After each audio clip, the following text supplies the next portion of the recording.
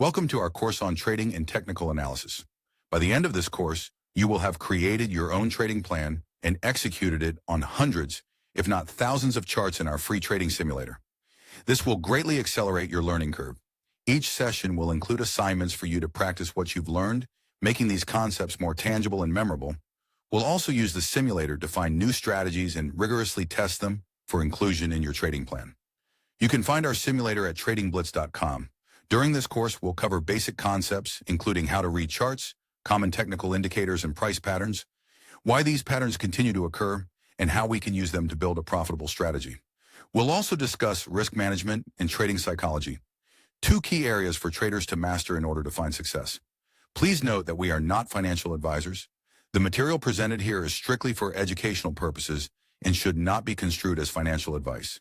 Trading involves risk, and it's important to recognize that the majority of individuals who engage in trading activities may experience financial losses.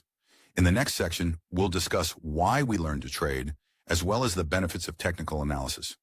We'll also cover some key vocabulary and get set up on the Trading Blitz simulator where we'll perform our first trading assignment. Okay, let's dive into trading and see what it's all about. The first point you'll need to understand is that your mindset is everything when it comes to trading. What do I mean by this? Trading is a process, and 99% of this process happens before you even click the order button. The most successful traders are obsessed with the process and not the individual trades or the profits that they earn. Thus, they don't see trading as a get-rich-quick scheme. This is what traders mean when they talk about their mindset. It's probably the most important point, because everything else you'll do as a trader is downstream from having the right mindset. This is why this course focuses on learning how to develop your own process and how to consistently execute it. So, why bother learning how to trade? The most common reason people give is the financial freedom that trading can offer. However, since the majority of people never realize this dream, we wanted to make a practical hands-on guide to give you real skills to start your journey. Another reason why people learn to trade is because it appeals to their competitive nature. However, many traders compare trading to a highly addictive video game, and this can actually be a problem, especially if the emotional spikes that come with trading make you abandon your trading plan. And if you recall what I said a minute ago, successful traders fall in love with the process, not the individual trades. They don't get sucked into the emotional roller coaster ride of the markets. Another aspect of trading that people enjoy, but also struggle with, is the strategic decision-making process when developing a thesis on the market or a specific investment. This often involves analyzing a set of economic and financial variables, drawing a conclusion, and making a bet based on your analysis. Depending upon your trading style and the time horizon of your investments, the market can give you an immediate score on whether you were right or wrong in the form of profits. However, this aspect of investing poses its own set of problems too. Sometimes we believe our own conclusions about the market and the economy to the exclusion of accepting new information or opinions. As a result, our ego keeps us in a position far longer than we should have held it. For all of the reasons just mentioned, it's important to develop a trading plan with strict rules and to make the execution and ongoing refinement of your plan the thing that your ego derives pleasure from, and not whether or not you were right or wrong on each specific trade. One trade probably won't make you rich, but if you're not careful, it can certainly make you poor. So what is technical analysis and why use it? In simple terms, technical analysis is the study of a security's historical price and volume trends to determine where it will move next in the short term. Throughout history, we see the same patterns and trends repeat themselves because these phenomena reflect both the psychology of various market participants and certain mechanics of the market. Let's use an example to demonstrate this. Let's say you're managing a hedge fund and you hold a large position in a stock that you want to sell. What's your goal? Your goal is to get the highest price possible, but you know that you can't sell everything at once or you'll push the price down and give away your profits. Let's say that you want to sell the stock at $20 per share, but it currently trades at $17. So being the savvy and slightly deceptive fund manager that you are, you decide to purchase additional shares with the goal of pushing the price up to $20 and pulling more people into the market, thus increasing the stock's liquidity.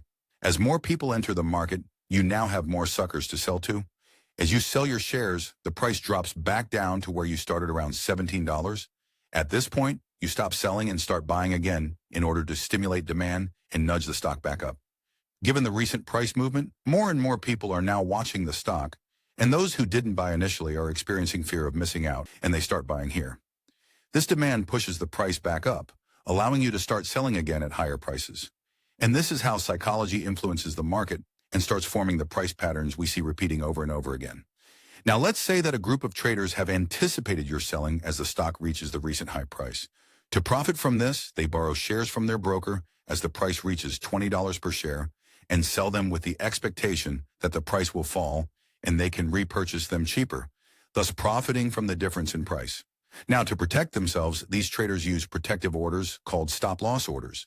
Let's say they used a stop-loss price of $21. If the stock's price rises above $21, their brokers will automatically repurchase the shares at the prevailing market rate to stop any further losses from accumulating. As a hedge fund manager who is looking to sell shares, you need buyers. So you decide to trigger these stop-loss orders by pushing the stock above $21 and forcing the brokers to purchase your shares at these higher prices. This process repeats itself until you run out of shares to sell or you run out of people to sell to. And now you can start to see how psychology and market mechanics work together to form these patterns over and over again. Once we understand these patterns, we can begin building a strategy around them. Technical analysis serves as a universal language in financial markets that can be applied across various financial instruments and timeframes. Most traders utilize some form of technical analysis, and most indicators used in technical analysis are derived from market fundamentals such as price and volume.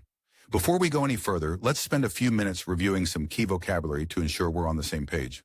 The first term we'll discuss is fundamental analysis. You'll often hear a debate about which is better, fundamental or technical analysis. Each has its merits. Fundamental analysis is the study of factors that affect the value of the underlying business, commodity, or bond being traded.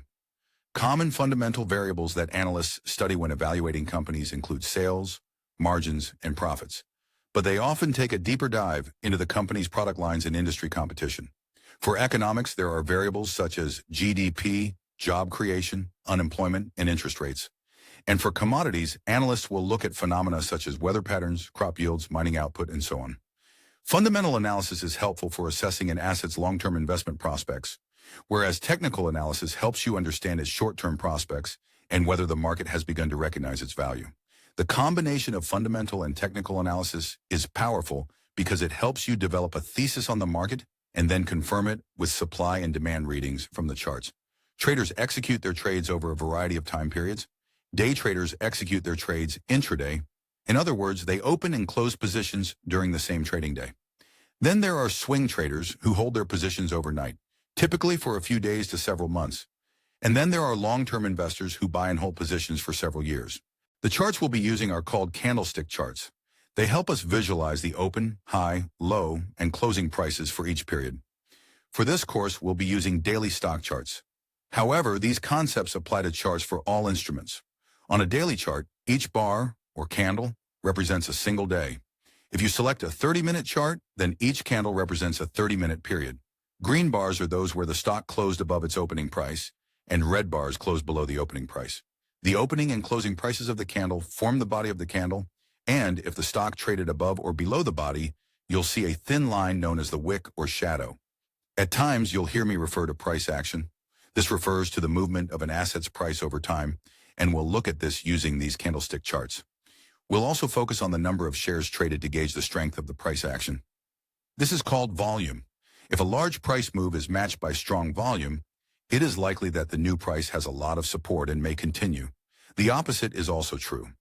Large moves in a stock that are not accompanied by similar increases in volume are seen as a potential fake-out that can trap you at higher prices.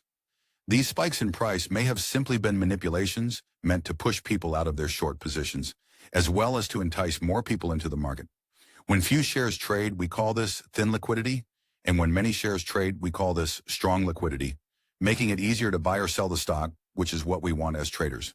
And if the prices start fluctuating to a greater degree, then we say the volatility has increased, which may force us to adjust how we trade the stock and where we set our protective stop-loss orders. Over time, price action can form support and resistance levels where the price meets buying or selling pressure, similar to the hedge fund example we discussed earlier. Support levels are prices where buyers have stepped in to prevent further declines in the past, while resistance levels are prices where sellers have stepped in to cap further price increases. All of this helps us understand the market structure, the overall state of a market. It helps us answer whether or not the market is in an uptrend downtrend, or sideways consolidation. Grasping market structure is essential for any successful trader because it serves as the foundation of technical analysis and our trading plans.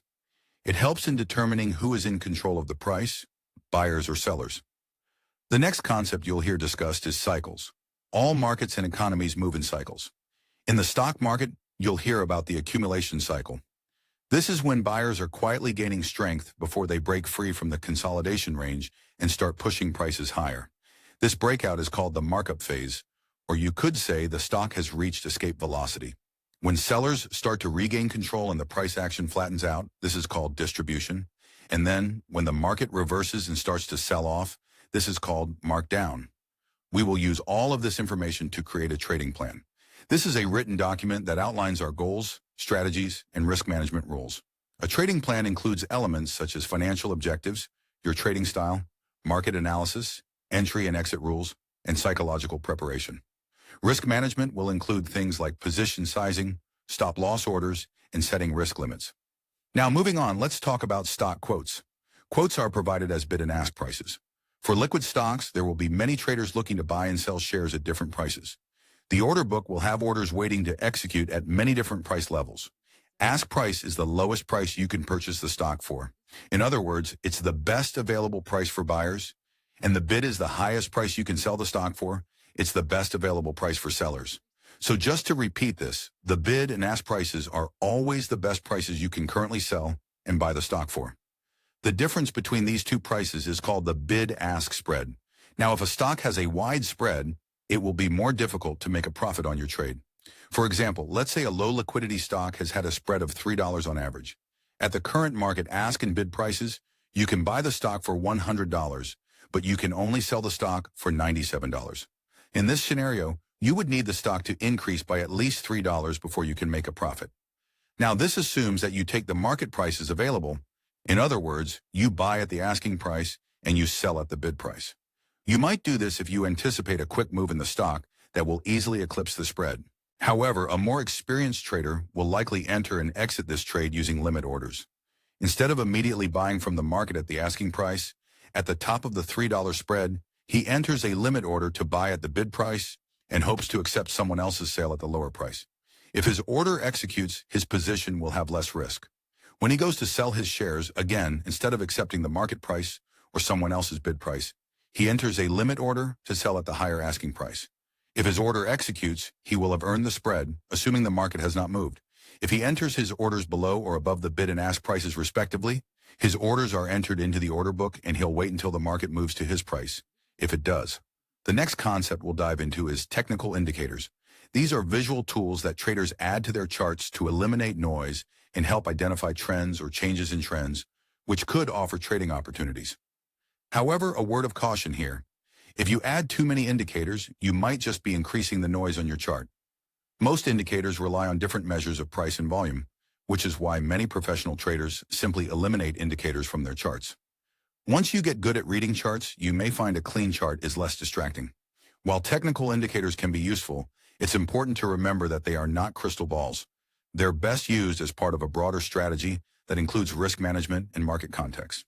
Some of the more popular technical indicators include moving averages, both simple and exponential. Then there's the MACD, which stands for Moving Average Convergence Divergence. And there's the RSI, which stands for Relative Strength Index.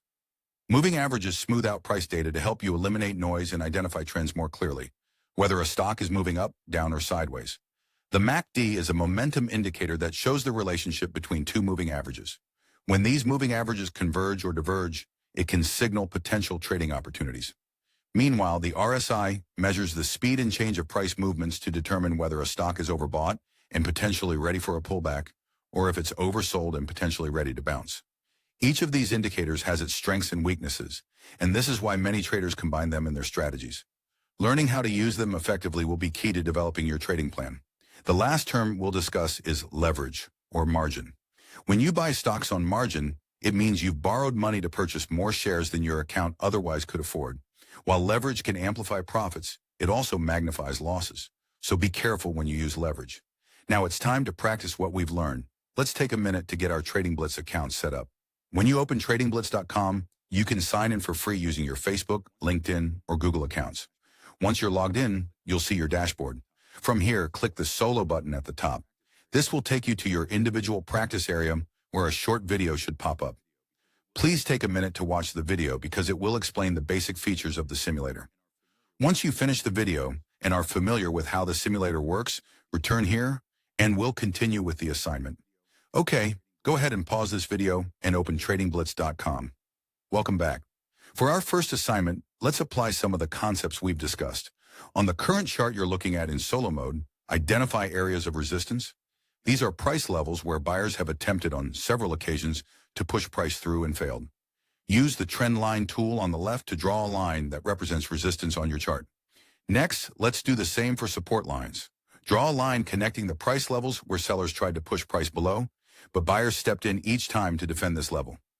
Once you've drawn support and resistance on your chart, step back and assess the overall market structure. Is the market trending up, down, or sideways? Next, let's add some technical indicators to your chart. Start by adding a moving average. Select moving average. As you can see, there are multiple alternatives, each calculating the moving average line slightly differently. It's all a matter of preference. Next, select the Settings menu on the Indicators status menu here on the left. This will allow you to change the period and color. To assess how the stock is trading relative to its longer trend line, select a longer period. And to assess how the stock is trading relative to its recent history, select a shorter period. Below 20 is considered a short time period, 20 to 100 is a medium time frame, and over 100 is a longer time frame. Now that our chart is set up, let's place some trades. We will enter either long and short trades. A long trade means that you have purchased the stock and own it. And, as we discussed earlier, you can also borrow shares you don't own and sell them if you think the price will fall. This is called shorting, or going short. If the price is not close to one of the support or resistance lines you drew, click Next Day until it approaches one of these lines. If the price is above the resistance line and it has spent some time trading above, that line would now be considered support. Similarly, if the price is below the support line and it has traded down there for a while, that line would now be considered resistance. Okay, so we're clicking Next Day until the price approaches one of the lines. If it approaches support, enter a buy order using a market order type. If it approaches the resistance line, enter a sell order, again using the market order type. In the Trading Blitz simulator, since we're using daily charts, there are no bid or ask prices to worry about. These only appear during live market trading. Next, enter the number of shares by clicking in the share field here. You'll get a drop-down menu with different share options based upon using 50% or 100% of your available cash, or you can borrow funds and purchase more shares on margin. Since we're starting out, select a small number of shares until you are familiar with the platform and trading, and don't worry about blowing up your account. You can reset your account balance and trade history should you incur a virtual financial disaster on Trading Blitz. Now click Place Order to execute the transaction. This should move you to the next day. On each bar, you have a decision to make. Should you buy, sell, hold, or pass? Now that you are in a position, each new bar is an opportunity to add to the position, exit the position, or continue holding the position. For now, we will not add to our positions. Before we go any further, let's set a protective stop order. This is a good habit to build early in your trading career. To do this, select Stop in the Order Type drop-down menu. Next, we're going to enter a price where if the stock moves beyond it, you would want to sell it. For now, select a price just beyond the support or resistance line. If you purchase the stock, use a price below the support line price, and if you went short, use a price just above the resistance line. Once you've done that, look down in the position box and click on the share count. This will ensure that the share count and buy or sell action in the order box above are populated correctly. Now click the Next Day button to see how the stock pattern evolves. Did the stock reject the line, or did it break through and stop you out of your position? If you didn't get stopped out of the position, when you are ready, you can exit the position. To do this, click the Cancel button to cancel your stop order, then click Place Order to exit your position. For this assignment, practice trading off of the support and resistance lines. Click Next Day and wait until the stock approaches one of these lines to place your trades. If the stock breaks out of the area contained by the lines, either up or down, and it doesn't appear like it will return to these lines, click Next Chart and move on. Practice adding support and resistance lines to each chart, evaluate the market structure, and enter your trades as the price approaches these lines. Also remember to enter your stop-loss orders. Use the Notes section to keep track of how often your trades win or lose, and whether the trade you take matches the overall market structure. For example, If the market structure was trending up, were your most successful trades long or short positions? Trade at least 10 charts and then begin the next section of the course. Be sure to subscribe to our channel and click the bell icon to be notified when new lessons are posted.